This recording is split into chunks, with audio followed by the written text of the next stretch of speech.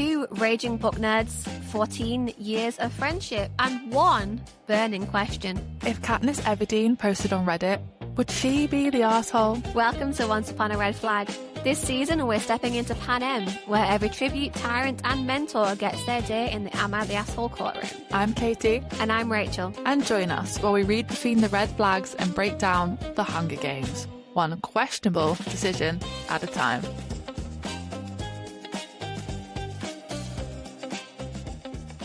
So if you hadn't guessed, we're discussing the Hunger Games this season for our first season ever. So for those of you who haven't read the Hunger Games, what the hell are you doing with your life? Seriously. Genuine question. How have you missed this for the past, 14 years? Has it been that long? Oh God, I feel old. Longer? I think I was 16 when I first read the full series and I binged it in 3 days. So it must have been longer. So yeah, if you haven't read this, bookmark this now, because I will not forgive you if you don't come back. Go read or audio book, you guys do you, but then get your ass back here, because none of this will make sense otherwise. You kind of get a half pass if you've watched the movies, but there are differences. So don't be in the comments complaining that Katniss got the Mockingjay pin in the hob when no, she didn't. That was Madge, and I will not forgive. Okay, gives me a bit too strong, but no, you're right. I will not forgive them for ruling out Merrily and Mazily from that. Poor Madge. Poor Madge. Girl got her own issues, and now her newest issue is to be completely erased. But okay. Oh God, that's so sad. I mean, she's got enough problems living in District 12 to begin with, and now she no longer exists. She's been erased. Poor Madge. Can we have a moment of silence for Madge, please? There we go. That's actually making me really upset. Bless you. It's fine. I just, old people make me upset. And I'm just thinking of her being elderly and then watching Katniss and then being erased. And I'm like, she just can't catch a break, can she? Just really can't catch a break. No. Yeah. She's like, where's that pin come from? Oh, that was mine. That's my heirloom. It has significance. No, it doesn't. Not anymore. Just a nice little pretty trinket you found that you got for free. No reasoning behind it anymore. Yeah, I've gone on a massive tangent here. Welcome to the episode. I hope you strap yourselves in, because I think, have we already mentioned we're chaotic? Have you figured that bit out yet? So, unmedicated ADHD, we're going to get in there. That's fine. That's putting it mildly, but all right. Getting slightly back on track. For those of you that haven't read the series in a hot minute, if you have read it, fantastic, stick around. If you haven't read it in a while, want a bit of a refresher, 60 seconds. Explain the Hunger Games. Okay, I'm going to time you. I'd say, are you actually timing me? We ready? Really here. Serious. Okay. 3, 2, 1. Okay, The Hunger Games is a flippin' great series written by Suzanne Collins. It's set in Panem, a dystopian North America where the capital, a terrifyingly weird capital city, rules over 12 districts with an iron fist. The Hunger Games, spoiler, is a brutal reality TV style battle where tributes, children, fight to the death until one, Victor, very loose, survives. Every year, one boy and one girl from each district are selected in a reaping. Katniss, our girl on fire, volunteers to save her sister, Prim. The games are both punishment for a past rebellion and also used as capital propaganda. Enter Katniss, Peter, and eventually Gale. Rebellion, war, and death. This world is the perfect boiling point for creating morally grey characters and red flag arseholes. Yuck, Gale. Oh, how'd I do? That sounded quite scripted, to be honest. You beat the timer. You beat the timer. Okay. It is pinging. Can you tell that I may have planned this question in advance? Katie, you did your homework. I'm sorry. Homework. I'm such a teacher's pet. I was at school. I clearly am still at 26. I can't do that completely off the top of my head. I do apologise. But I really love how you called it dystopian America, as if America isn't already rapidly morphing into a dystopia right now. It's scary. Let's move on from that rather quickly. Sorry. But yeah, I do want to say on that note, this podcast is an inclusive podcast. This podcast very inclusive is for podcast. Everybody, bisexual as hell. So you're fine. You're accepted here. Don't worry. And wherever you come from, do not care. And this country is probably a lot better. So wanted to get that out of the way. I think this is a problem when 2 very opinionated people get together to do a podcast and then have that with the unmedicated ADHD. We're going to go on a lot of tangents.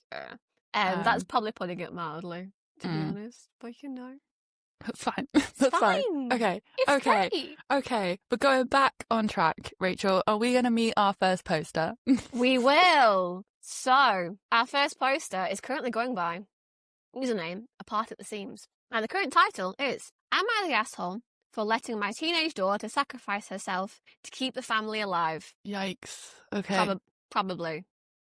I mean, it depends. I'm very much, I want to know all the story first before I make an assumption. And I usually try to see the best in people, which is shot me in the back before. But yeah, maybe I should start making assumptions. I make the assumptions. Maybe just assume the worst. And then if it goes the right way, you'll be pleasantly surprised. That's always better to be pleasantly surprised in life than the opposite.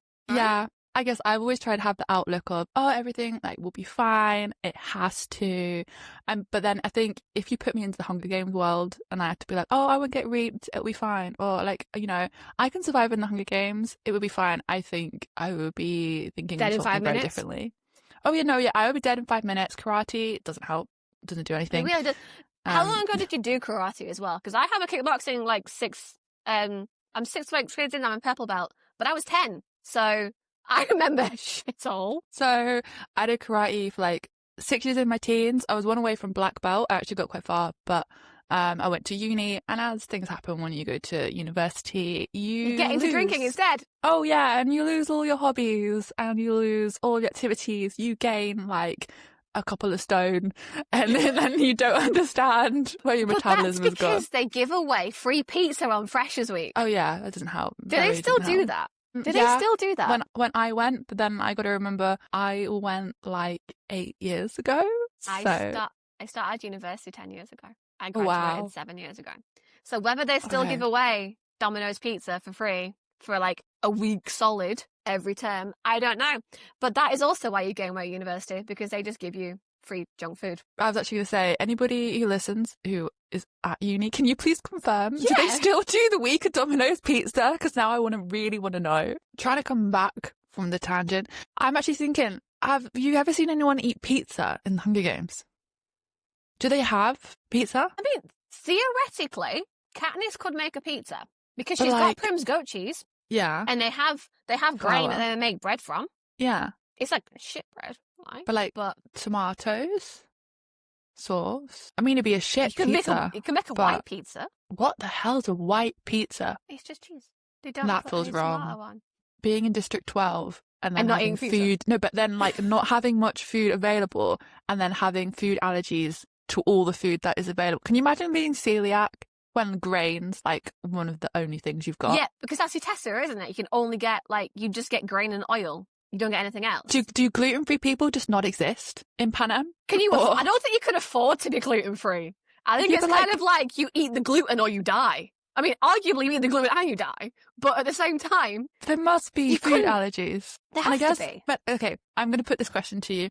Obviously, you have some like food issues. I used to. I do. If you got reaped for the Hunger Games, you've been having horrible food for most of your life. You go to the Hunger Games, you know you're probably going to die. Do you just eat all the food you want to eat, even if it's going to hurt you anyway? I mean, probably. I mean, yeah, probably. Probably, yeah. Because like you get reaped, right? You get taken in the train, and the second you get on board, you get like food of the gods. Effectively, is how it must feel to these people. So you are surrounded by like rich desserts and ice cream and hot chocolate for the first time and all this stuff. I mean, you've got what, 3 weeks? 3 weeks I've got health issues. From my perspective, so I'm gluten intolerant and dairy intolerant because they trigger off inflammatory bowel disease within me. And to be honest, if I know I'm going to like be murdered in the first 5 minutes, might as well enjoy myself. Might as well. I feel like I'd stop caring at that point. If you know you haven't got like a fighting chance, you might as well just enjoy the last 3 weeks. Arguably, you'd probably go into the Hunger Games weaker. Yeah. But at the same time, like this is the country where like they fix Katniss's busted ear, right? They give Peter a prosthetic leg. So you're not telling me that they also don't have some sort of like magical mystery cure for intolerances and autoimmune diseases like I've got, or even just the fact that they can probably make gluten-free and milk-free taste good. Make It a very doesn't good taste point. bad. Yeah. It doesn't taste bad. Uh-huh. Like, as someone who's Uh-huh. been gluten-free for 5 years? Has it been 5 years? And lactose-free for like 7. Maybe 8. Like, it doesn't taste bad. But the number of times people will have food that I eat and then they just go, how are you eating that? I'm like, because I've not had cheese since I was 20. Jeez. Not had actual cheese since I was 20. This is the best I've got. It's fine. I'll deal. Okay. All right. I have one. It's possible. I have one final question for you before we get Okay. back on track and we go to the post and we see what on earth has happened in this woman's life. If you had one last meal before going into the Hunger Games, what would your meal be? Okay. Okay. So, going off the fact that I can't eat dairy and can't eat gluten, I would eat dairy and gluten. And I would very, very specifically go to the takeaway I used to go to as a student that was a 5-minute walk from my house. And I had this conversation with a colleague the other day. And every time I would get the greasiest cheese pizza known to man. This was obviously before I had to go free from. Greasiest cheese pizza known to man. And you would then sort of spend about 5 minutes going, do I get the popcorn chicken as well? Do I get a side of fries as well? And eventually you'd buy all of it. So you'd end up with a pizza the size of your head and a good sized portion of popcorn chicken and fries. Cover it in red salt, can of Coke. And then there was also a Tesco Express really close by that did the best chocolate gatto. And I would devour all of it. That would be about 5,000 calories in one meal. I mean, you'd need that for the games. Storing. Yeah, you would store the calories. Storing it up. For when you go into the games, into the arena, and you can't find any flipping food because you don't know how to hunt, because why would you? Why would you? No, exactly. Yeah. To be fair, mine would probably be Korean fried chicken, and there's someone near me that does these really good miso salted fries. You do like the so miso. Good. And then dessert, probably a good tiramisu. Just like if I'm going out, I want something that I usually can't afford. And when you're broke like me, usually tiramisu you can't afford. Doesn't really matter in the long run, does it? If you're gonna die anyway, like who gives a shit about your finances? Question. Huh? So I've realised neither of us has mentioned alcohol. Would you get pissed? I don't really care about alcohol. So no, you know when Katniss is like, oh, I've never had wine before, and she tries the wine, and then she's like, oh, my head's feeling a bit fuzzy, so I'm going to stop. I'm going to switch to water. I'm like, girl, good choice. That's what you should do. That's what everybody should do when they start not feeling good. And then she's like, oh, I don't know how Haymitch lives like this all the time. And I'm like, yeah, that's me. Like, if I have like wine or alcohol, my head goes funny. I'm like, yes, I'm like Katniss. I'm just going to stop. I do know my limit. Like, I'll know when I sort of go, you know what, like, I've had enough now. Let's have some water before I continue. And like, I'm good at keeping myself in like the sweet spot of having fun, but not like blacking out. I've never understood the idea of blacking out drunk. Never wanted to get blackout drunk. Never purposely left anywhere to get blackout. Because how do you know you've had a good time? You don't. You don't remember it. So you don't know you've had a good time. And that's when people come back to you going, oh, do you remember when you pulled your shirt up on this table? There's video evidence on Snapchat. Is that what happens in the North, Rachel? I've definitely seen some things. I've never done much things. But I have seen some things. You look scarred. Do not bear repeating. For anybody who's not watching on YouTube and is just listening to audio only, Rachel looks like she's seen some things. I have, yeah. I've been through university in the north of England. I've lived in the north of England. Yeah. I'm from the north of England. Yeah, you're northern, Rachel. I am northern. If you've forgotten. Yeah. People do seem to forget that sometimes about me. I have to admit. Highly doubt that. No, I don't think they would. Shall we get into the post? Shall we actually be serious for a minute and get into the post?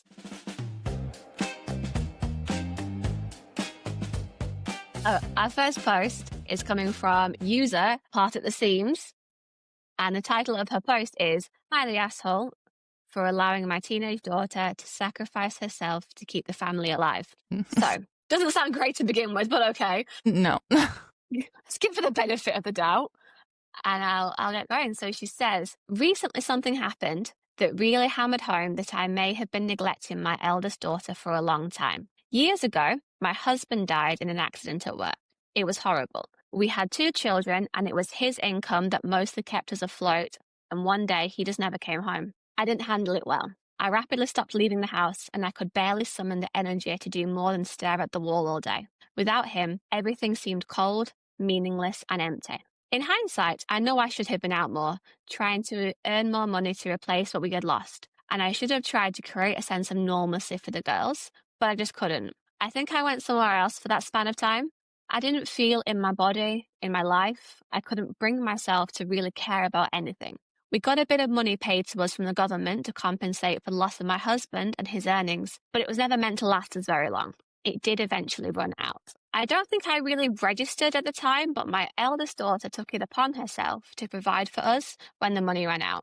She was still in school, as was our youngest, but she took it upon herself to hunt illegally, trading whatever we didn't need to vary our diets. She kept the house running, kept food on the table, even when it looked like we were about to starve. I know some people in town also took pity on us, on her, for trying to provide for herself, a sister and a grown adult, but she shouldered a lot of that burden on her own. I did eventually get better, and we get by all right now. I make a little money, but she still hunts and trades, and she's taught her younger sister how to make cheese to sell as well. But our relationship has never truly mended. She's recently volunteered to go off and fight to the death, save her sister from having the same fate. She's only 16. When she said goodbye, there wasn't really an emotional farewell from her. She spent her time teaching us how to get by without her. Even now, she's protecting us when she's still only a child herself. She warned me not to check out again because her little sister needs me, and it's now on me to keep her alive. I know I failed both of them. I know grief isn't an excuse for letting my life get so badly away from me. Part of me wonders if I'm a weak person for letting it get so bad, and for leaving my eldest thinking that going back into that state is still a possibility for me. It's worrying her about that possibility that's led to this situation to begin with. She sees herself as having to be our protector, not me being her protector. So am I the asshole for allowing her to take on this burden? Eesh, that's heavy. Where do we start with this? Okay, that's really sad. That's a good, very dark as our pilot episode. Pilot episode is just trauma. Okay, well, yeah, fitting, really, isn't it? Okay, so bringing in what we know about the Hunger Games, I want to point out that the dad's death didn't just affect the mother.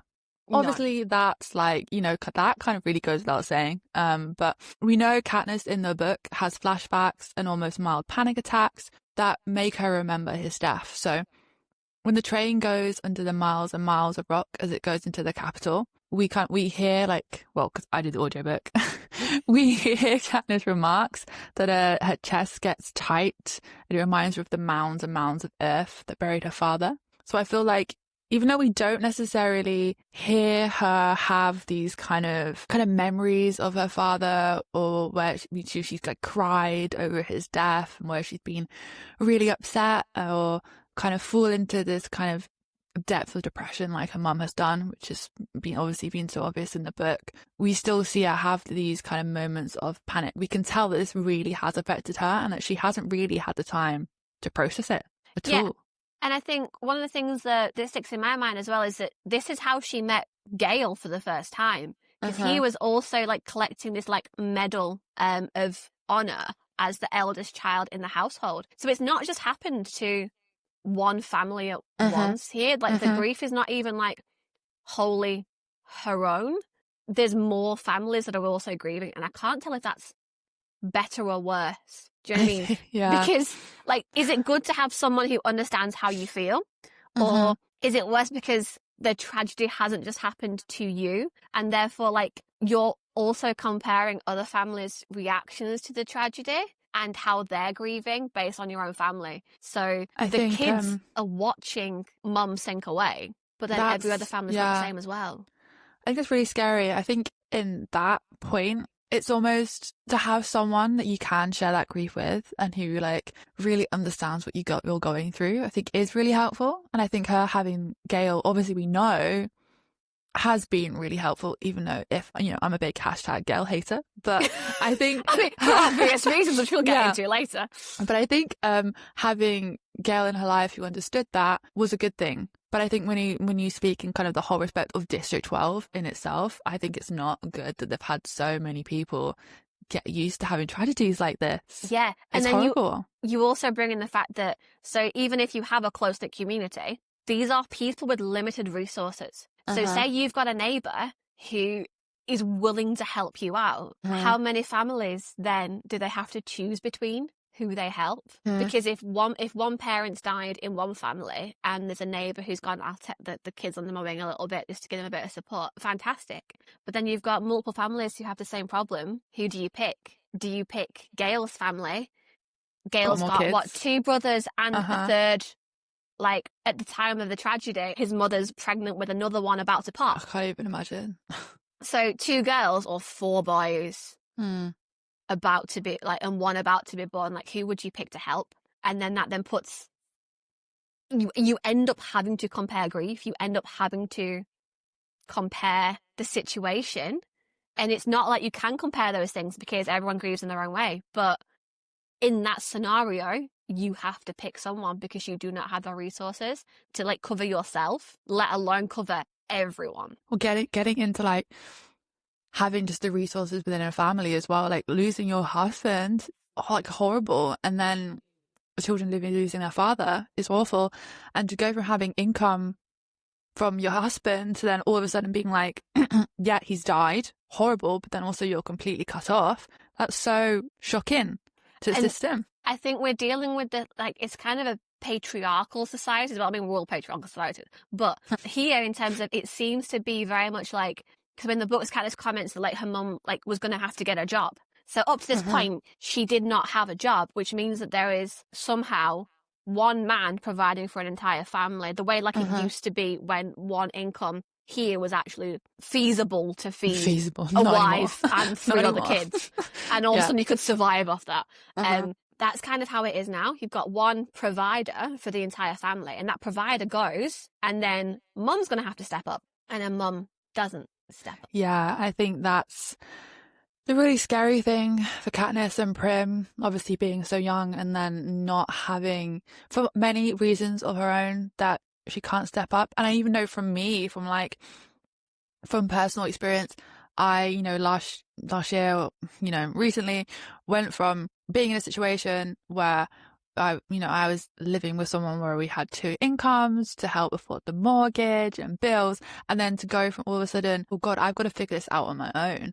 Like, I need to figure out how I'm going to pay for food and bills and everything on my own. So like, when you're distraught and you're upset because you've lost something so big, and then to go and be like, oh, I've got to figure out everything else out as well. I've got to be an adult. And then, God forbid, like, I had children I was also looking afterwards. Yeah, like, you will need to feed yourself I think, so that you have less bills in that scenario. I think I would slip into a similar thing as a mum, to be honest, in this case. And obviously, the world we live in is not as horrible as District 12 and being in the districts and struggling to live. Katniss remarks that District 12 is the place that people can starve in safety, like, due to the fence, which I think is, like, really ironic. Like, the fence keeps the children safe from these wild animals they're told about in the woods. Yeah, but, like, they still might be turned into modern day gladiators, and you still have children dying from starvation. So I think it's very ironic. Like, they say, oh, we'll keep you safe, but are you really? Are you actually safe to begin with? But the thing is that, like, say you didn't have the fence there, clearly, like, Katniss disregards the fence and can fend for herself, right? That is how she keeps her family alive. So part of me is sort of going, well, hang on a minute, are you not just fencing your people off from resources so that you keep them hungry? Because hungry people are easier to control. You can control people better with food for their own survival than you can, like, with any other form of control, because clearly, like, they could fend for themselves, and you're really not telling me that the fence is there to keep them safe from predators, because you're literally going to round them up. You don't give one. If you literally have peacekeepers who will shoot someone in the head for any small act of rebellion. What is it? Isn't it stealing is, like, penalty is death, which is just, like, insane. Why? And what are they going to steal? There's nothing of value apart from food to keep them alive. But to be put to death because you've stolen bread, so that just seemed really, like... Plus, you need these people to work. So in the capital, they need these people to work, to supply stuff for them, and then you're just getting rid of people. but they'll just provide you just enough that you can live, just enough to survive. Not just enough that you're comfortable. You have just enough to live. Like, you're still under control. You've still got some hope that you can put food on the table, and it's that small amount of hope that you can survive, which keeps them in line and working. I think that's something that, like, Snow even says later on, is like, some hope, but not too much hope. Too much hope's bad, but just about enough is okay to keep them in line. Hope is a powerful thing. I think when you're in a really dark, horrible place, hope can be really powerful, because you think, oh, like, things can get better, I can get better, situations will get better. And honestly, most of the time they usually do. But I think when you're in a place like District 12, hope is almost turned into like a dominating tool by the capital. It's not something good. It's not something powerful for each individual person. It's not going to keep them safe. It's not going to give them their own individual power. Like, it's used by the capital as a control technique. Even when you see them talking about the games, and they're like, they kind of almost give each tribute hope that they could win, like, even if they're from a really small district, even if they've had no training, even if they're underfed, they're malnourished, they still kind of give them hope. Because you can get a sponsor, even if you have no skills at all, you can get a sponsor. And if you get a good enough sponsor and you are charming enough and courageous enough and pretty enough, they will pay to feed you, right? And arguably then you could theoretically be better fed in the games, about to die, than in your own hometown. Which is really fucking dark. It's twisted, isn't it? It's so twisted. But I think Suzanne Collins I love this series. She's kind of nailed it, to be honest. Yeah, as an author. And we know she only brings out books when she really has things she wants to say. And she says them. Girl says them. She really says them. And I think in just kind of in that way, she's tried to depict that control by the capital and the districts. God, I just really hope that the world does not fully end up like this. Yeah, let's hope that she's all got some crystal ball into the future, to be honest. Yeah, we hope. Before we move on to like the next bit of the post, there's like one more thing that I've picked up on that I want to mention, right? Because it's not just that this is a rarity, right? Just because Dad's been in the mines and there's been some accident in the mines that he's ended up not coming home. Katniss remarks that even like full families that haven't lost anyone will starve. That's not uncommon because they have too many mouths to feed and not enough resources to do that. Which kind of led to the outrageous thought in my mind of, where did the contraceptions go? I think most of your thoughts are outrageous, Rachel. So I feel like this is very much on brand you to bring up. Quite possibly, yeah. I do tend to not fixate on the important parts, just the complete side notes. But I think it's worth addressing because this is a dystopian future, right? So if we're thinking of it being from the future, I know contraceptives did exist. They did. So is that like a population control thing? Is this idea because you need the workers, for one, to keep the mines running? Would you just not choose actively, not like Katniss chooses actively that she does not want kids? She doesn't want to be in a relationship, so this situation doesn't happen again. Yeah. So, but in that sense, would contraceptives be classed as rebellious? Would that be a punishable crime?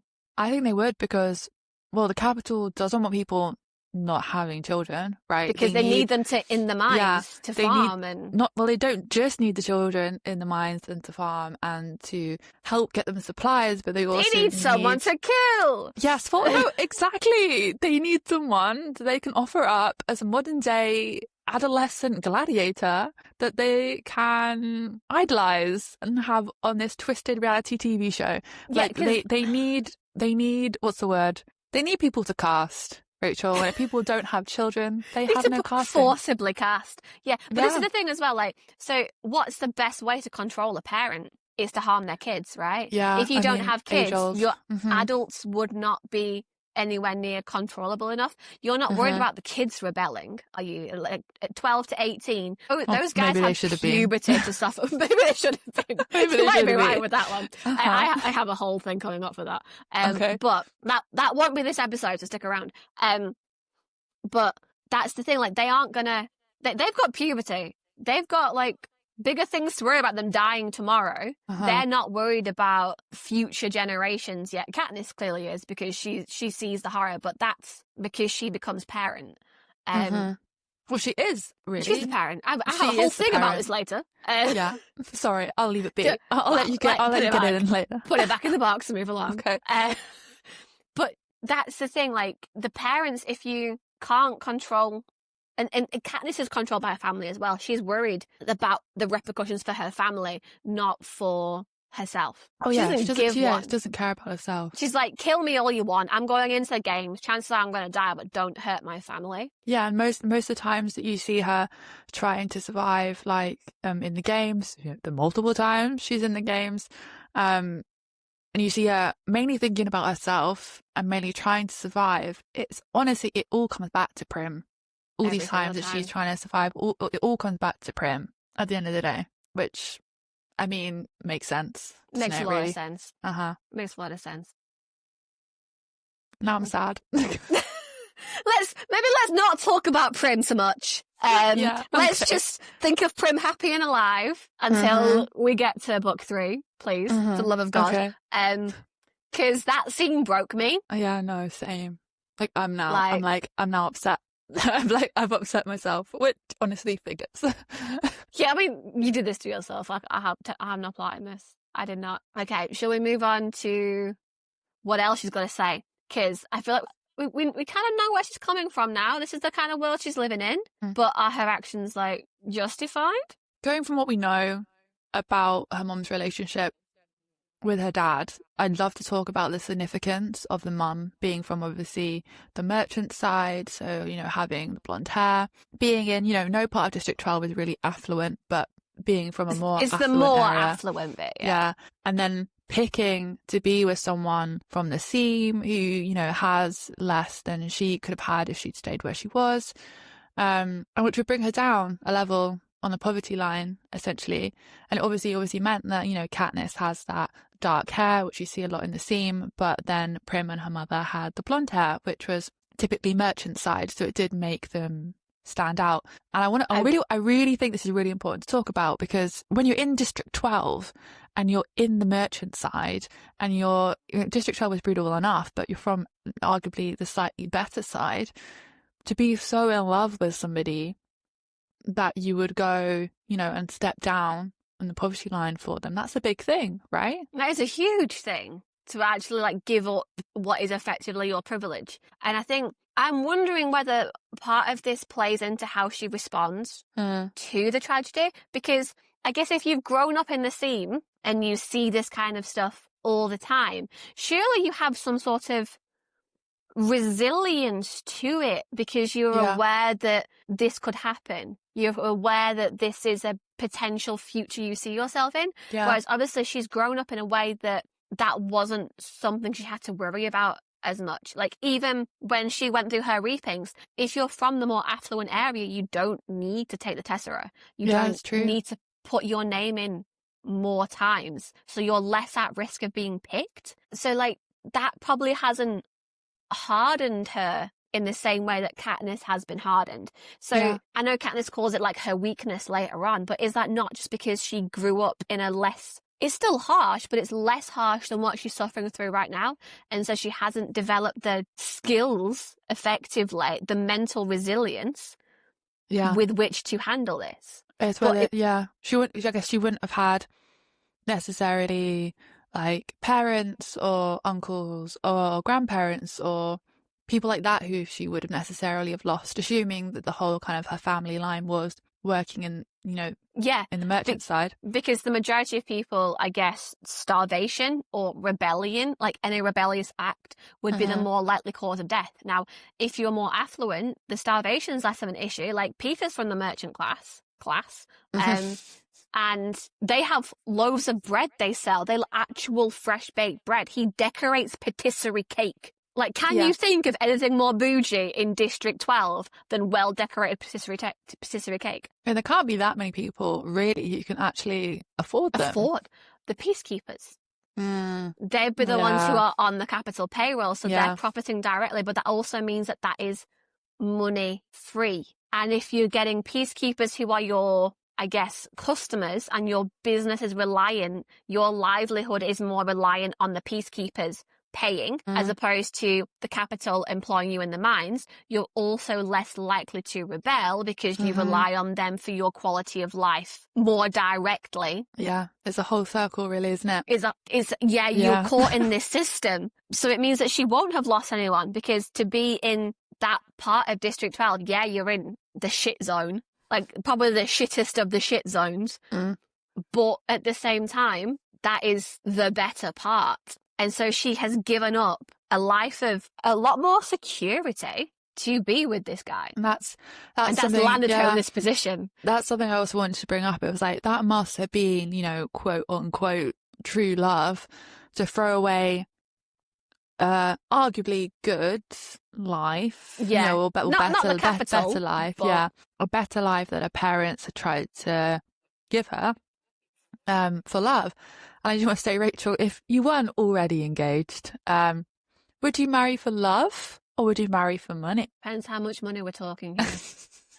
How much money does your fiance have? So my fiance is self-employed. I've just gone self-employed, but my fiance is self-employed and has been for a while. And because of his work being, I guess, a luxury, he's a photographer. It's not something that everyone is required to do. Not like being a plasterer or a roofer or a tradesman where you have like a reliable income. I am currently like the breadwinner. Nice. It is nice, to be honest. I call him my sugar baby, even though he's older than me. That's funny. But for that reason, I don't think I'd be good at marrying for money and being like a trophy wife. I guess because I need to do things. Yeah. I don't. Yeah, I can't not do things. We've had this discussion several times over the past couple of years. Yeah. I can't just sit and chill. So like, I'd choose love over money. But like, if I could love the guy with tons of money, that would be excellent. I mean, that's kind of the best of both worlds, right? That's what I keep thinking. As I am, you know, I tried to marry for love. It didn't go very well, but I still believe that marrying for love is the right choice, and that, you know, that might happen again in the future. Who knows? But yeah, it would be nice if the two could. Because it's coincide. Like commingled. Yeah, that'd be fabulous. It's probably why I like reading so many romance novels, because they always somehow seem to be like secret billionaires in the books that I pick up, and they are. That's the best kind of billionaire. You fall in love with them for legitimate reasons, and then it turns out they're stinking rich. That is kind of living the dream. But we're also taking this out of context here. We're taking this in terms of like the real world right now. Like, would you go from the merchant class? Would you go to be with the seam? Would you love someone that much that it is worth? Because at this point, if you're marrying into the seam, and I'm saying marrying into the seam as a woman, because I don't know whether the other way around, if you are from the seam marrying into merchant class, if I was a woman going up in the world, as opposed to being from the merchant class and going into the seam. Like, I'm assuming you patriarchal reside with the man. So if he's from the seam, you lose your standing, and if you're from the seam, you gain standing. Yeah. Would you be willing, because you're not then just dropping income, you're not dropping, like, I'm happy to risk dropping income for myself, but in this world you're also risking your future children's lives. That's a very good point. You're putting your future children more at risk as well, because you'll know you'll probably need to take more Tesserae.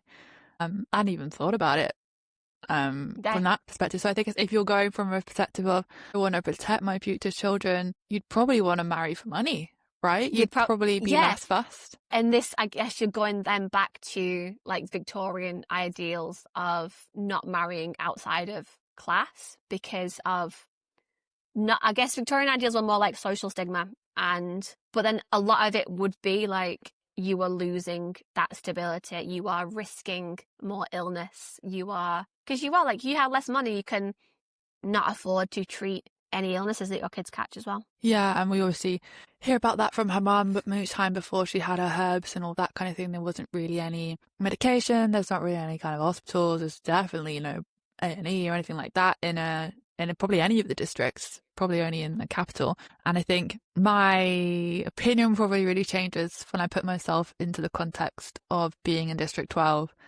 and being in Pan Am. I feel like I'd have to love someone a lot. Yeah.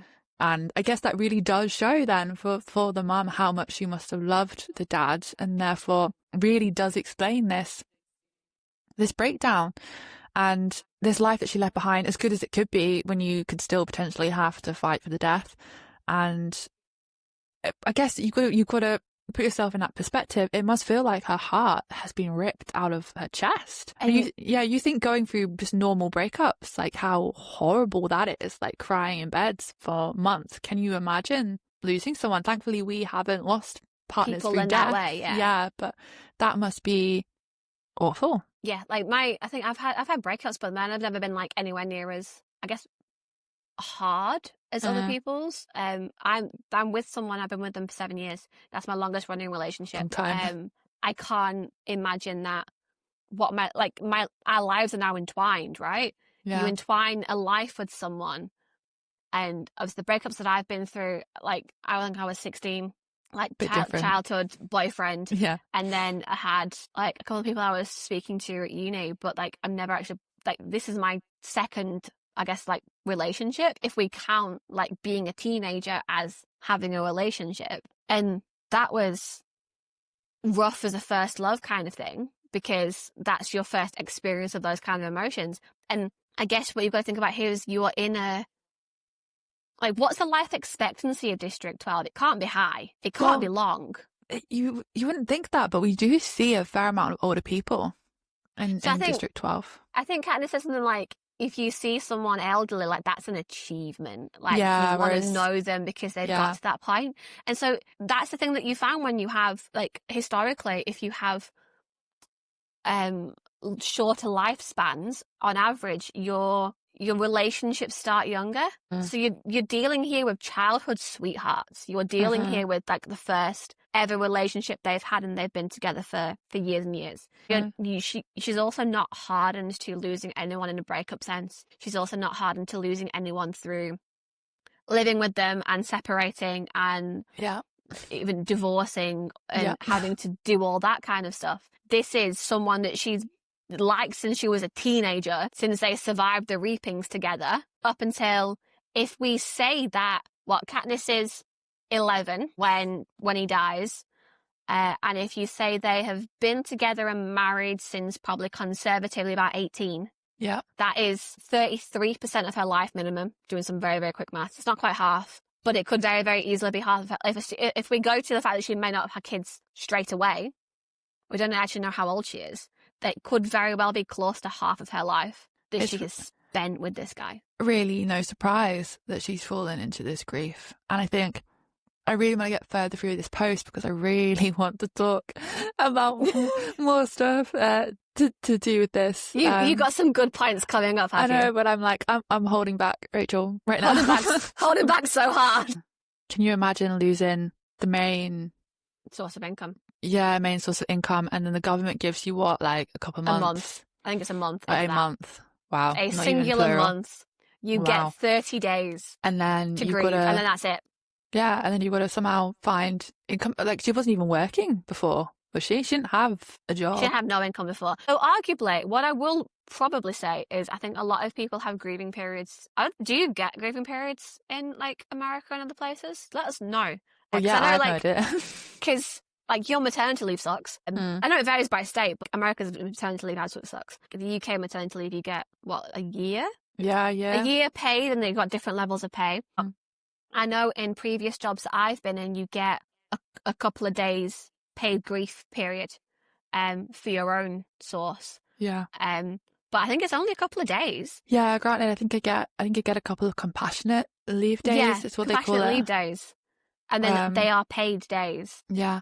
But I'm going, you guys get a month? Has the capital done something right? Oh, yeah, guys, like, thinking it from that perspective, that's, From that perspective, 30 days earnings. I mean, I guess that comes in with, like, death in service kind of benefits. Like, we can opt in, at least my company in the UK, I think there's kind of a standard thing, like death in service. So, like, you get like an insurance kind of thing from that, where you get a certain amount of money if someone's died on the job.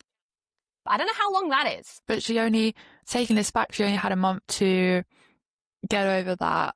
Get over it. Find her own job that replaces her husband's earnings in the mines. But she fell into this kind of hole with this like mental survival strategy, kind of drawing into herself.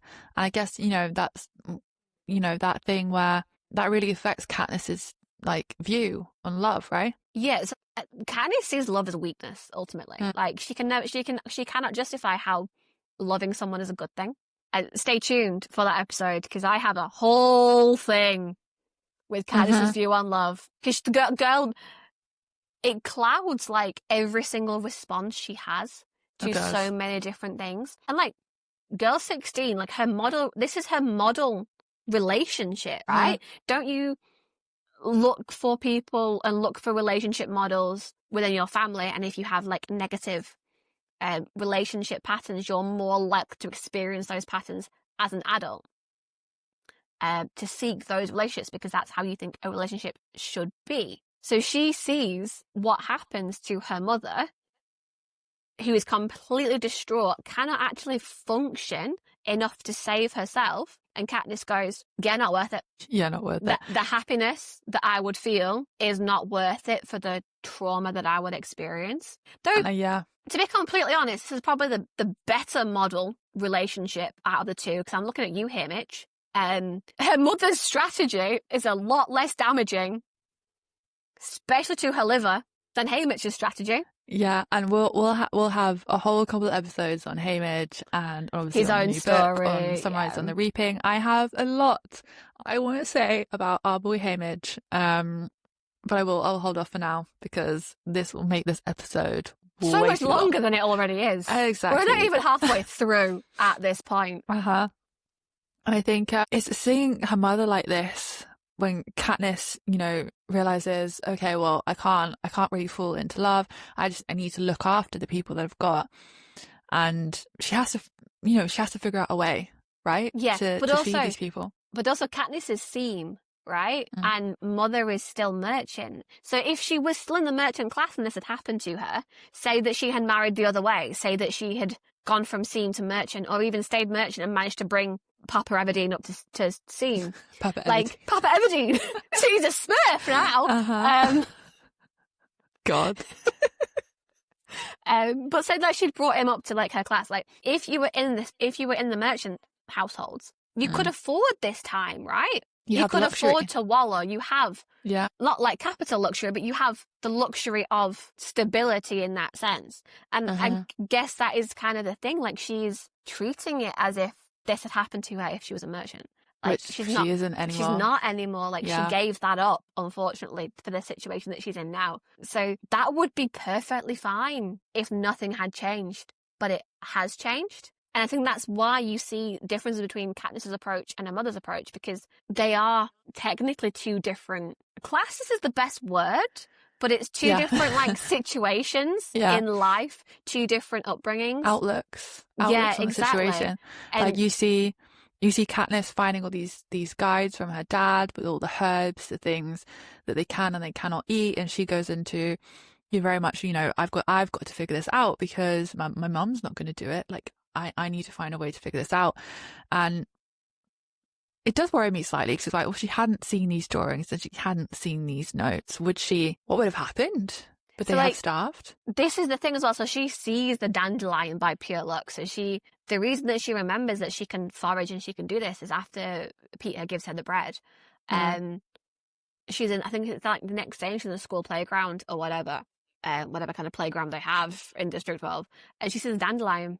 And she goes, like, she's made it to spring. She's not made it to her 12th birthday. She can't do Tessera yet. But she's made it to spring to the point where she knows what, that she can go foraging for herbs and what things she can buy. And then they go home and they make dandelion soup. And she's like, oh my God, like, I can finally, like, feed them something. We can do something about this. And that's the only reason that they think they survived. Like, so say Peter had given her the bread and it was still the middle of winter and she'd survived a couple more days and that would have been it. So like, how do you survive? And how You find a way, Rachel. I guess you have everybody to. finds Do a you know what I way. mean? But it shouldn't be Yeah. on an 11-year-old to find a way. No, it really should not be on an 11-year-old.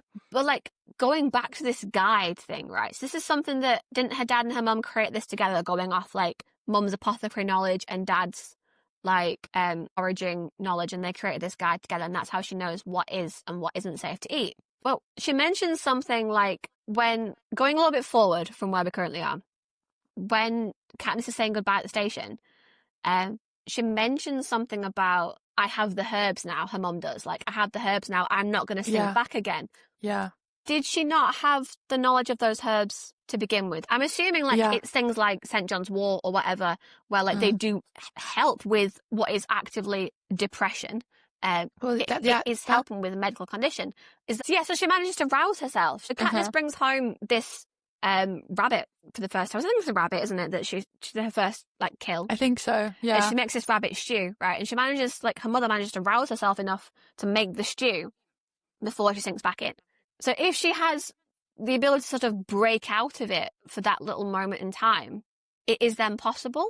So did she not have the knowledge of these plants before? Is that a new thing that she has discovered since? Would it be possible for her to have medicated herself in one of those lucid moments? Well, this is the thing that she must at some point have figured this all out, right? We don't know how she does. We don't know when she does, figured it out. But I guess we all get this from Katniss's POV, right? She's not the most reliant narrator. She's really she not. thinks that everybody hates her. She thinks she doesn't have any friends.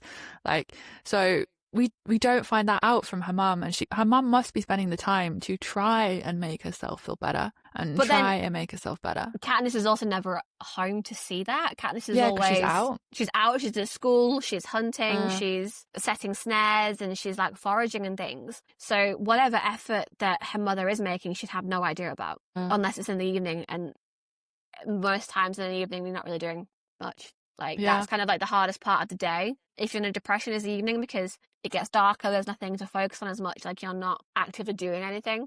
But then part of me also thinks, because Katniss breeds so much resentment here, if mother did have the knowledge beforehand and it was in this apothecary book, I'm assuming that Katniss can read. I'm assuming that this is a beneficial thing for you to be able to do, right? So would she not have seen those herbs in that book? I think she probably would have done. She just wouldn't have put two and two together that it would have had these properties. Like, we know Katniss is not a healer.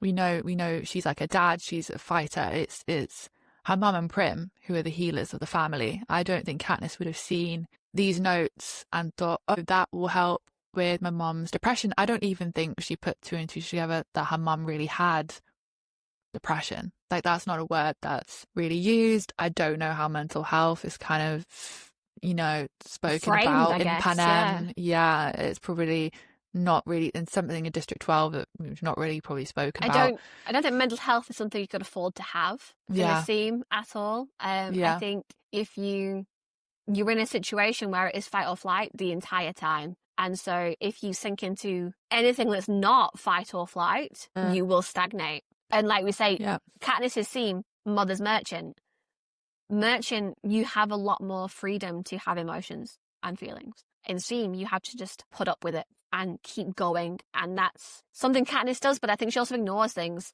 So part of me sort of thinks that information was probably there all along.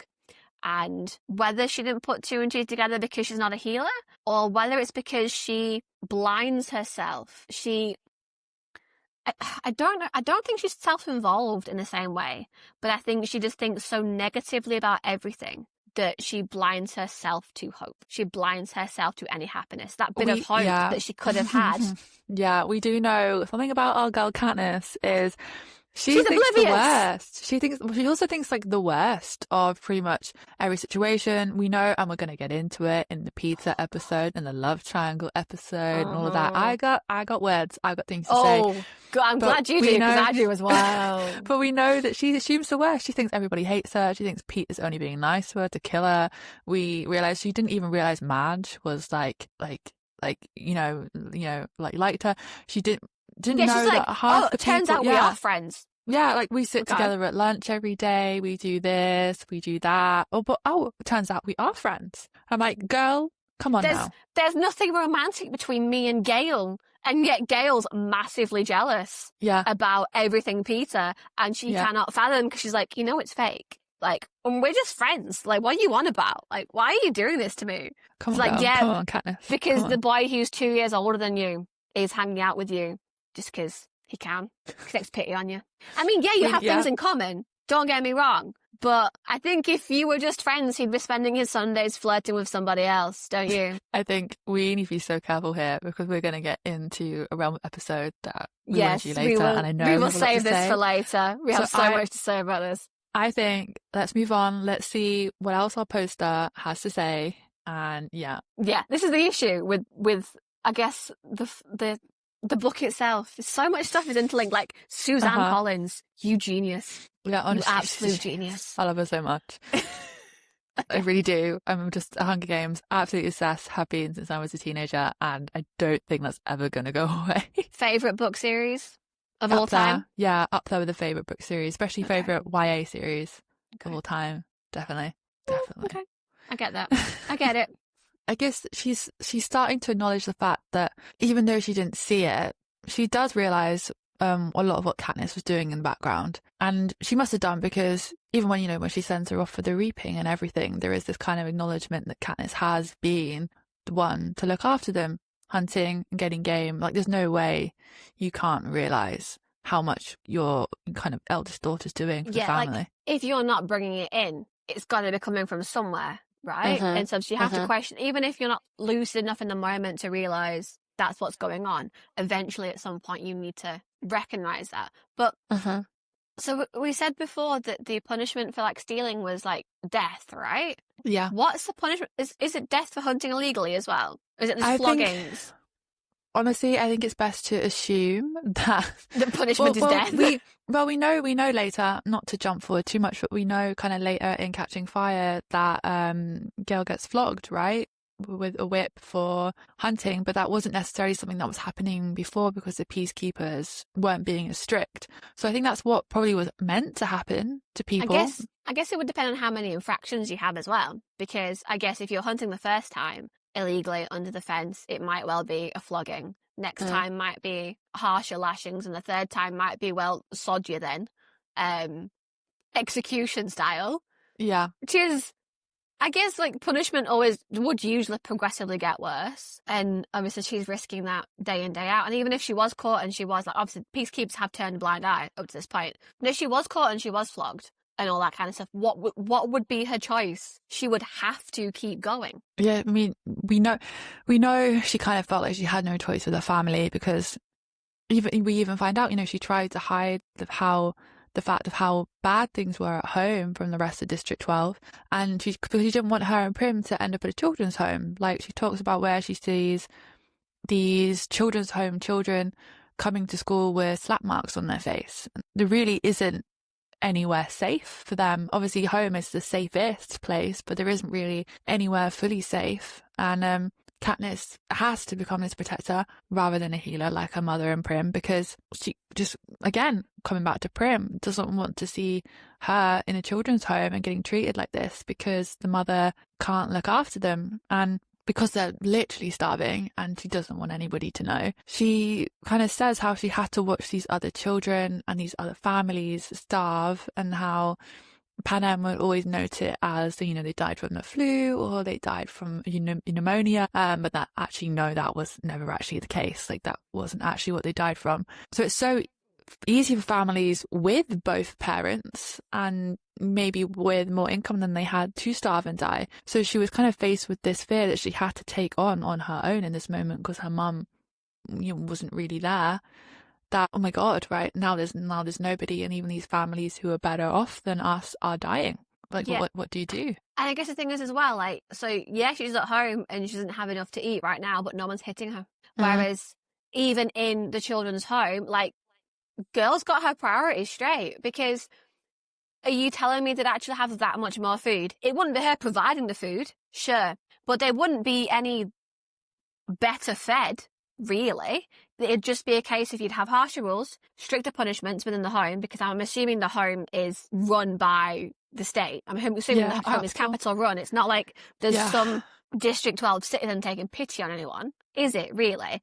So then you're even more under the Capitol's thumb, and you're being abused as well. Yeah. Presumably not for very much. I'm presuming that in those places it's not going to be a rightful kind of, this is your punishment because you've done wrong. It's going to be a case of, you've looked funny, you've taken too long to get in line, where were you after school, kind of slapping about. But that's not to say that she's not under pressure. Like, it's better for her not to be in the home, but the other side of that is, yeah, like, you don't have that risk of corporal punishment, but you take on the added stress. Like, Prim brings home Buttercup, the cat. I know. And Katniss's first reaction, which, to be fair, does make me, when I'm reading it for the first time, kind of hard to like Katniss, because I'm a cat person. And she's saying that she's tried to drown this cat in a bucket because she cannot afford to feed another mouth. And it's only when Prim starts begging her that she keeps the cat, right? Well, also, when did owning a pet ever become a kid's decision and not a parent's? Yeah. Like, but that's Katniss's choice because she's effectively the parent right now. Yeah. But also, like, I Googled this as well because I have a cat and he's had all sorts of issues and we've had to change his food around, and his food packets are like 80 calories a pop, right? So I went, hang on a minute, cats don't even need that many calories. So I Googled it, and outdoor cats, which is actually not what my cat is, my cat's just indoor and fat, but cats need around 300 calories a day. Okay. Right. Yeah. Women need 2,000 as a general guideline. Kids, I think, are between like 1,500 and 1,800, depending on like age and stuff. So we're not talking a lot of food here at all. And later on down the line, she says that she ends up feeding the cat entrails, right? But the fact that she cannot justify originally, apart from when Prim starts like begging, she cannot justify an extra 300 calories worth of food a day, which is going to be stuff that by rights they probably won't want to eat. Do you know what I mean? Like, I'm not down for rabbit intestines. I'm good. I'm not starving, granted. When like, you're that she hungry, can't spare so, rabbit intestines. Well, this just shows you how starving they are, like how bad it is. Like it's almost like bringing that cat in could have been an extra death sentence for all of them. There wouldn't been enough. Like, and a couple of mouthfuls left food would have put them into starvation mode. Like, they were that close, and I think it's just Katniss had no choice but just to step up and try and handle the situation. And we see she repeatedly tries to protect her mother from information. Like, she tries to protect Prim from going into the children's home, but she tries to protect her mother from situations and information which she now assumes her mother can't handle because of how she sank after her death. Like, moving a little bit forward into Catching Fire, when Snow comes to visit, she just kind of lies about why Snow came and why Snow left. Because she wants to protect her mother from things and doesn't want her to worry. She's not going to tell her the full truth of this, this very serious situation that starts happening, which I know we're going to talk about in further episodes, so I won't get into now. But she puts herself almost more at risk, so Prim and her mum don't have to be. And we see that when she puts her names into the Tesserae and, into the ballot and into the reaping so many more times than anyone really should have to. See, it feels to me like Katniss has become the parent, but more than that, it's like her mother has become the child. It's like it's not even like Katniss has stepped up as an equal to run the household, like on par, like you find a lot of elder kids do when there's a divorce or a parent is lost or something. There's always like, if you're in a multiple child family, a lot of people do step up to like give mum a hand with the younger kids or whatever. Yeah. But it's not even that's the case. It's not even like Katniss and her mother are on the same level. Prim's now like not the only child. Her mother is down to that point because Katniss doesn't feel like she can handle adult things. But then Katniss is a child herself still, trying to like get into. And when we're going into Catching Fire, it's a very political thing as well. We're not even just talking about putting food on the table. We're talking about her going effectively head to head with the leader of the state. This is like, what, a 16, 17-year-old going head to head with, how old is he? 80-something. He must be 80-something. I mean, I have my own comments And he's about still how as threatening. weird this is. Yeah, like their relationship is weird. It's unsettling in many ways. I'm gonna have to bring it.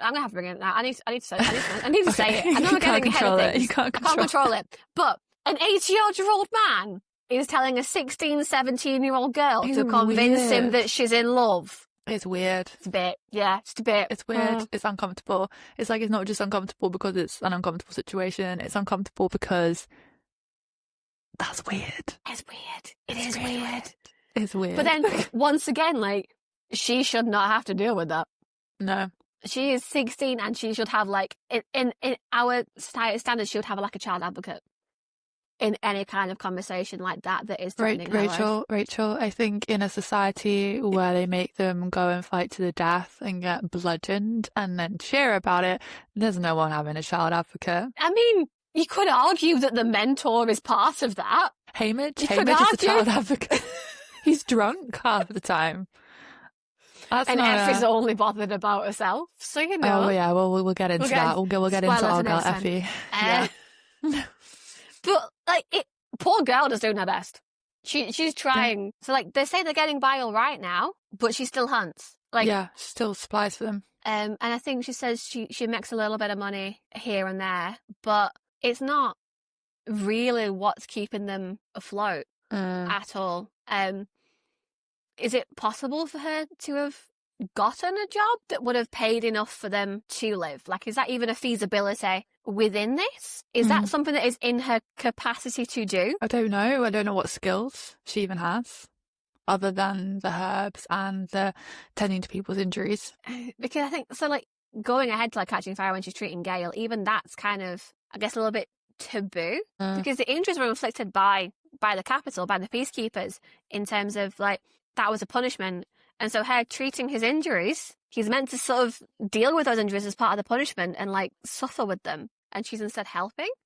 But it's like even then she starts treating people for no payment because it gets so bad. I think something important that kind of you said was when Gale and Katniss are in the forest talking and they're talking about running away, and they say that you might as well throw their parents in. The parents of the kids, like their parents are another mouth to feed. But that's not just Katniss, that's also Gale as well. So is there even a physical structure in which the mother could provide for them? Because we're kind of like judging her here by her not stepping up enough to do that. Now, is it a possibility for her to even provide for them? Like, are we out of the realms of what she is physically capable of doing? And is Katniss then quite harsh about her because of that? Is this the reason why that she hasn't stepped up? Because she actually physically can't? But I guess this whole thing of everything coming full circle, if her mum had been able to step up and the mum had been able to look after them properly, and Katniss didn't have to hunt, and Katniss didn't have to go and get these skills by far gave her a better chance than the other kids in the district to win these games. We have to be honest. In the end, like, that is what allowed her to win.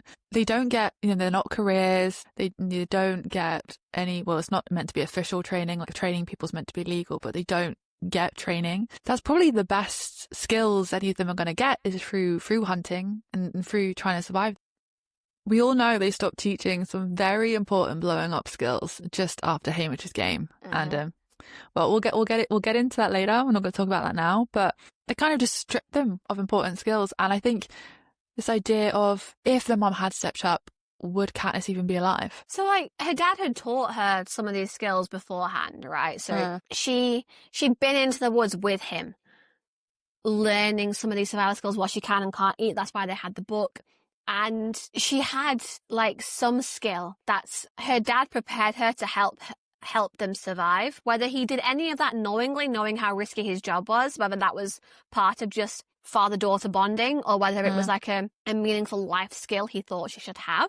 But then, even though she'd had that skill, she would have had 3 days to practice that skill in the training arena. Whereas now she's had 5 years worth. And even then, in the training arena, like, she went in and the bow felt different and the arrows flew differently than what she was used to. So can you imagine having not shot a bow and arrow in, 6-7 years probably at that point? and feeling a completely different weight, whereas she can now quickly adjust. She knows what she can eat. She saves Peter by not eating the berries that would have been poisonous. Yeah. So she has a lot of these skills that's what give her the fighting chance. She would not have survived that long without. But also, I think, would she have volunteered? Well, I was about to say, would Prim still be alive? But she, I think, would have died either way from what we know happens and the sequence of events and everything. I don't know.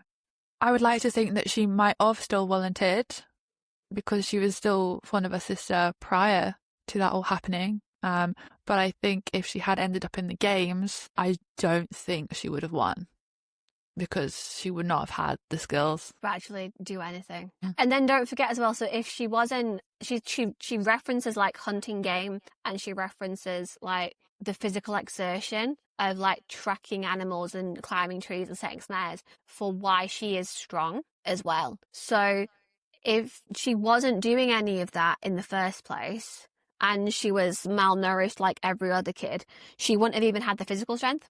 And even then, she's quite slight, she's quite small, she's not tall or muscly or beefy by any stretch of the imagination, but she has stamina. Yeah.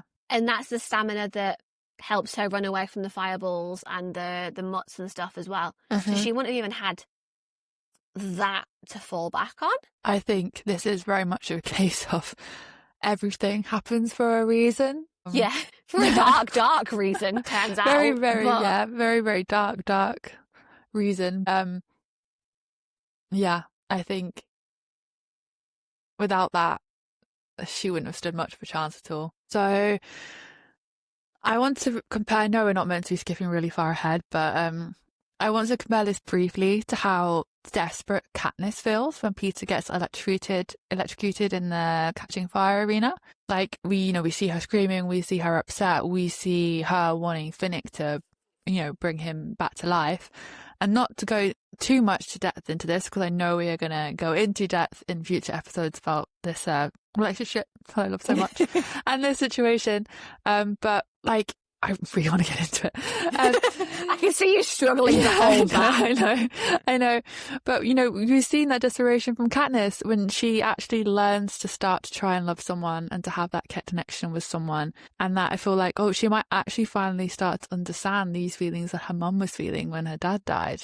I'm not sure if you felt the same. Yeah, I can't. She is sort of understanding that. I think at this point in time where she's at right now, she does see love as weakness. She's so against anything that can, elicit any sort of emotion within her, really.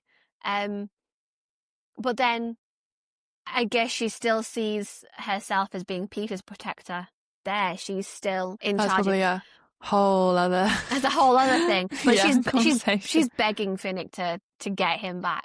Do you know what I mean? So it's not even just that she's deep in love with him and doesn't want to lose him, because then I think she would just sink and cry, but she is so like, no, this is what needs doing. She is a girl of action because of all the experience that has brought her through. And I think that's part of the disconnect between them as mother and daughter, and I think we've come to the conclusion by this point that there wasn't really anything that her mother could have done to actually provide in the first place. But I don't think Katniss necessarily sees it from that perspective. She just sees that the hardship that she has gone through. And I don't want to diminish like what Katniss has gone through and who she is now as a person because of it. Because that entire 5-year period has shaped her in ways that no other kid has been shaped in the districts. So, like, they say that, like, District 12 hasn't had a volunteer in decades. Now, I think the only reason that Katniss volunteers for Prim is because she effectively took on the role as Prim's mother.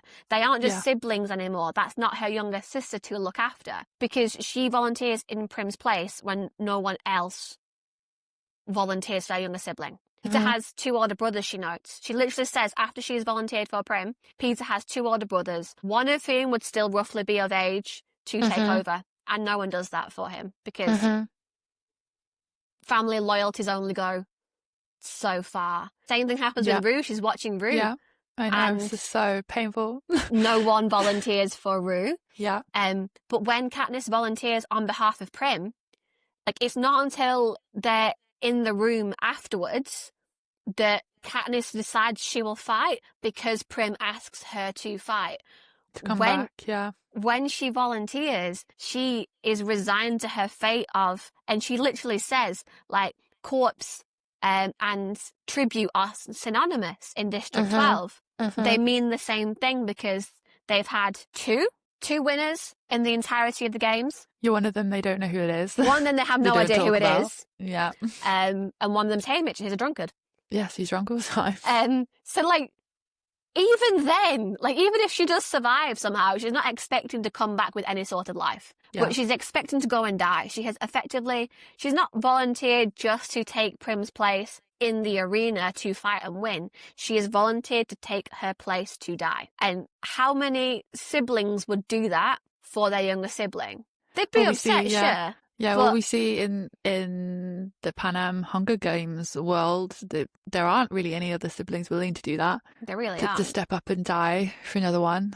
And I think this shows a lot about Katniss's character and how much here she wants to protect Prim, willing to die for Prim. And, you know, we see in the arena, she's almost willing to die to protect Rue. She kind of lets all kind of safety go out the window running towards her when she's screaming to try and, like, help and keep her alive. We kind of see that survival strategy go straight out the window. Like, she almost does become the protector of the young girls. You remind her of Prim. She's like a mother for the lost kids. Because I think that's the thing. Katniss can volunteer on behalf of Prim, whereas any parent couldn't. Any parent who would be willing to die for their child is out of the age bracket. That's part of the brutality of it. So the only reason that she does volunteer is because she is now mother and she can. And no other dynamic between the two of them would have put her in that position in the first place. Yeah. And then even, like, when she's saying goodbye to Prim, she's not just, like, telling her the life skills for, like, the thing and giving her the plan that they've concocted. She says, like, stay in school and stuff. And, like, how parental is that? To be like, don't take out the tessera. You can survive this way. This is... And even then, her last time with her family is dominated by her looking after her family. She's not saying goodbye to them. Yeah, she's looking after them. She's not crying. Still. She's not emotional. I think she remarks that Peter gets on the train and looks like he's been crying. Yeah. It's like, is that correct? Yeah, like, he's the emotional one in this relationship and this partnership that starts to happen. I mean, we know that's the whole discussion for later, but she's just had to push all kind of emotion to the side. She's not been able to be emotional, but she also says, like, to give her a G, she also says that she doesn't want to appear weak. She does not want to be weak on camera. She does not want anyone in the Capitol to see her weakness. But and they also, like, take bets camera? on that. Not even then. I think she has, like, one meltdown and cries in the room in the Capitol after her private session. But you know what she's crying over? She's crying over the fact that she thinks she sent her family to death. She thinks she's screwed up so badly that they're going to punish her family. Not her. She's not worried about herself. Yeah, not crying for the fact that she's going to go in and probably get slaughtered. She's crying about her family. She's crying about the fact that she's going to go and die. Them. And she can't protect them. And now to punish her for what her actions are in a moment of weakness where she fought back for herself and stood up for herself, she thinks that they will harm her mother and her sister, which is horrifying. Can you even imagine being in that situation and then still realizing, oh, if I do anything while I'm trying to protect myself from getting slaughtered and I'm trying to keep myself alive, if you do anything even slightly radical, that your family could die. I mean, that's a whole conversation for Haymitch episodes, but I'm not going to get into that now because I'm going to get so annoyed. But yeah, geez, like, it's been such a domino effect for this family and for Katniss.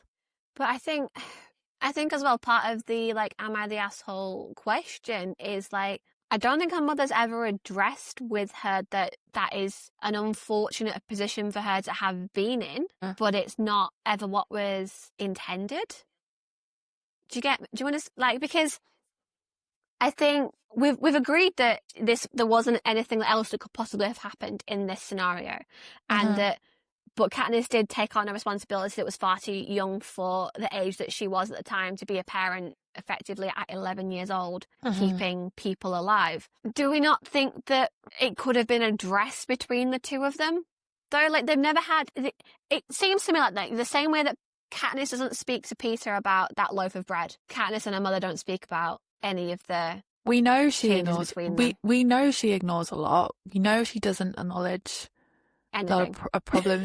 She's okay with physical conflict, but she's not okay with emotional conversations and emotional conflict. Like, her and Gail never talk about what could be going on between them. Yeah. Like, her and Peter rarely talk really about what's happening, especially at the beginning and leading up to that. We know her mum and her have never really had that kind of relationship. We don't know if her and her dad did. I don't think so.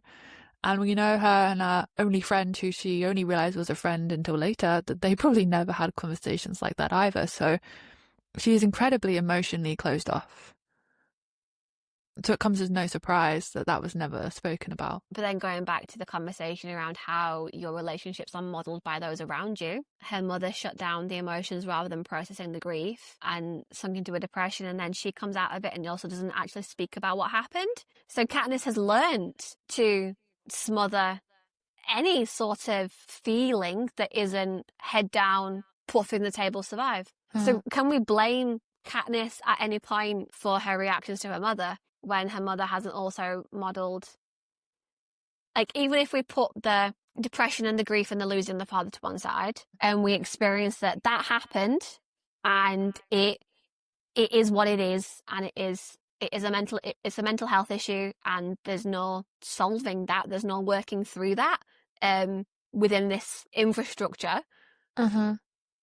It could have been addressed later. It could have been a conversation between them, because we're also saying here that we're forgiving her mother because of her being merchant, because that is how she could deal with emotions, because she's not hardened.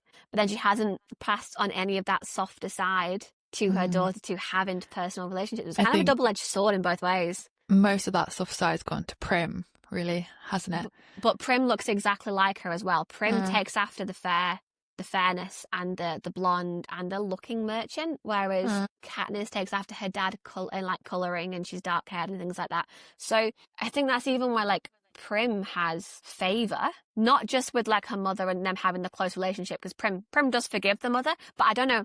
It just says that she forgives her. How do they come about that? I can't imagine that Prim initiates a conversation at 7 years old. I imagine it's just a case of they didn't speak about it and then they just put it to one side, and Katniss just can't put it to one side. Yeah, I imagine that's just what happened. I mean, there's a lot to consider here. And as we kind of go into the end of this episode, and we have to think, you know, this is the fundamental question here. Is she an arsehole for putting her in this situation? And what do we think the verdict is, Rachel? I think it's an unfortunate situation. I think there's nothing that either of them could have done in those, what I'm going to say, like, estimating couple of months to a couple of years of change. Like, nothing else could have happened in that way. But I don't think it's on Katniss to initiate the conversation. She's still a child. I don't think it's on Katniss at any point to try to reconcile with her own mother. I think that should have been brought up before now. And yeah, like, I think Katniss will say later on, like, at least the last thing she said to her mum was that she loved her, like, no matter how, like, not close they are now. But I don't think she's the arsehole for, like, letting her daughter take over in that sense. There was nothing else she could have done. But I do think that maybe she could have been a bit more adult coming out of it and picked up a bit more of that burden, even not physical burden, but emotional burden from Katniss again, and not let her stay there. I think no one in this situation is an arsehole. I think it's a horrible set of circumstances which has made kind of the perfect storm, and we've seen how much she must have loved him, how heartbroken and how horrible that must have been. We've seen how that's affected the children. We've seen how that's kind of come full circle with Katniss meaning, adopting and nurturing those skills that her dad gave her, leading to the games. Yes, I do wish that Katniss hadn't had to become the protector and the mum figure in the relationship, but I feel like I said, it was a perfect storm, and there didn't seem to be a way to stop that really happening.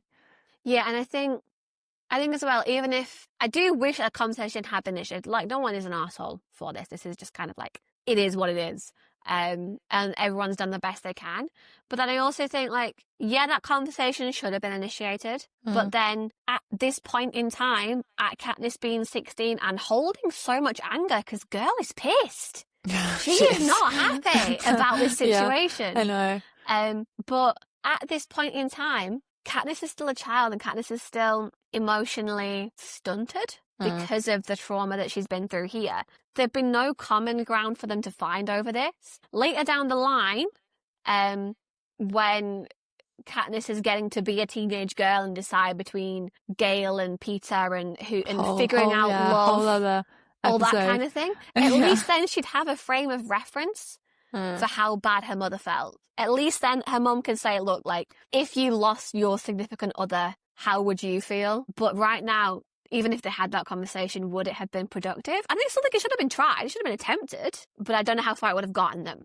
So, like, I don't think anyone's an asshole. I think it is just what it is. But some choices could have been made that may have made a shitty situation slightly better. I think, on that note, if you have made it to the end, if you have made it to the conclusion of this episode talking about Katniss's mother and Katniss and their relationship, you've done really well, because well done. Yeah, recording this has taken a long time. A lot longer than we expected. Yeah, God knows how long this episode is going to be, but we really appreciate you sticking it out, and we want to know what your thoughts are about this situation. Yeah. Who do you think's the asshole? Do you agree with anything that was said? Do you disagree? Have you thought of things that we haven't come up with despite 20 pages of notes? Or maybe you kind of agree where there isn't an arsehole in this situation, and it is a horrible circumstance of living in District 12 and living under the thumb of the capital, and sadly, this is what happens to some of the families there. Yeah, that is kind of the situation that you live in. And unfortunately, I think there was nothing else that could have been done. So I'm going to end this with a question. Okay. If you were reaped, what's the first skill you'd brag about in your interview? Okay, I have no survival skills. You can't brag about not having any survival skills. I'd say creativity, I suppose. I mean, I guess when you're in an arena, like, you need to have some sort of awareness of, like, what can be done around you. Like, so say, like, you don't go rushing into the cornucopia to get weapons. What are you going to do? What are you going to make? Like, how do you fend for yourself? Maybe I could figure that out. Maybe. I don't know. I feel like I'd have it in 5 minutes. Like, I don't think I have enough skills to brag about, to be entirely honest with you. Yeah, I'm just thinking, what skills do I have? And I'm like, would I try and pretend to be smarter than I am? Would I try and be like, oh yeah, I'm really good at, like, thinking ahead in situations? But then I'm just thinking, is that just the anxiety? I can't brag about having anxiety and thinking about, like, how this is how not to die. I mean, to be fair, you've thought of every possible scenario. You've probably got a plan ahead from the second that you get reaped. You've probably got a plan ahead of how you're going to handle everything. That's kind of, I guess, is it a survival skill? But also, are you bragging about an actual skill, or are you, like, using your charisma as a skill to people like, do that though, get sponsors? Like, are you going to fake it till you make it? Because I'm pretty damn good at that, to be honest. Yeah, I think your drama degree just might have to come into good use. Just pretend, just fake it that I actually am. I'm a career. I'm secretly a career. Doesn't care what district I'm from. Turns out I've been training my entire life, and I am the most competent, despite my rheumatoid joints and Nice. the fact that I would fall out of a tree on the first day and probably break something. Rachel, at least you got into the tree. I don't think I'll get into up the tree. I want to be able to get up a tree. I wouldn't be able to get down it. That would never happen. Just stay up there, it's fine. Yeah. Everyone else can just die. Just stay in the tree and hope the sponsors just parachute me gifts. Yeah, everyone else can just die. It's That's fine. fine. Yeah. Just wait it out. That would probably be my technique. I'm not gonna lie. I don't want to face anybody in But an then arena. but they would just like the Katniss tried to like wait stuff out, right? Well, she went too far the other way and she'd reached the edge and they turned her around and stuff like that. But like, wouldn't they just do that? Wouldn't like, well, she's not giving us enough time on camera, so That's true. I forget throw about some how, fireballs at her. Yeah, how they just want good TV. They do just want good TV. Yeah. Like they don't care. They will kill you for sport. If the That's other what tributes this don't is. kill you, they will kill you. That's basically what this is. Okay. We're going to go off on a whole another tangent. We are going to have which will be for another episode. But we'll throw that question to you guys as well. If you were reaped, what's the first skill you'd brag about? And do you think you would survive? we want to know. I want to know. I want to know what people's skills are. There are probably some really interesting skills out there. There'll be people like who actually have beneficial skills. Like we have stunt doubles and stuff. Like for people who can like do like full on like martial arts, like better than like your local gym club could do. Like people out there are taught to fence and can handle swords and stuff, and that's a whole hobby. Like I think I'm gonna put my bets on you guys. If somehow you can throw knives, I'm gonna say you're gonna win. If there are any interesting ones, we might explore that on one of the episodes. But I know that kind of wrapping this up, that the next episode is about our dear Effie. Our next episode is about our dear Effie. So do you want a spoiler of what the episode title is going to be? Yeah. Or should we leave that for next time? So Pretty and Polite is our dear Effie's username, and she's asking, am I the asshole for going along with an unjust system because it gives me comfort, stability, and status? So once again, another difficult one. We aren't making this easy for ourselves. No, we really aren't making this easy for ourselves. There's going to be a lot of comments about this, and I'm assuming a lot of general capital citizen comments. Oh, 100%. About how this game works and runs. So you can't judge Effie without judging the system that she grew up in either. Yeah, so We've got to give her the same treatment as the mother did. Yeah, I can't wait to get my teeth into that next time. That's going to be a doozy. Everyone else will be interested by the comments as well. We'll see if it's as long as this episode. I'm sat on the floor right now. My hips are killing me. So hopefully it won't take as long to record. Fingers crossed. But thank you for everyone for listening. We really appreciate you listening, and all the other Hunger Games fans out there and readers fans out there. We want to know what your thoughts are, because I love talking about this series, and I could, as you've probably noticed, talk about this series forever. So yeah. Thank you for watching our lovely little brainchild of a podcast. And we will see you next episode. See you next episode. Bye guys. Thanks for listening to our podcast, and don't forget to let us know your thoughts on all of our potential assholes. No matter what platform you're listening to us on, make sure you like, comment, subscribe, upvote and all that stuff. If you like what we do and want to find out more, all of our platforms are listed in the description or show notes. We're a 2-person team, so any support or feedback is always greatly received. Tune in next time to Once Upon a Red Flag.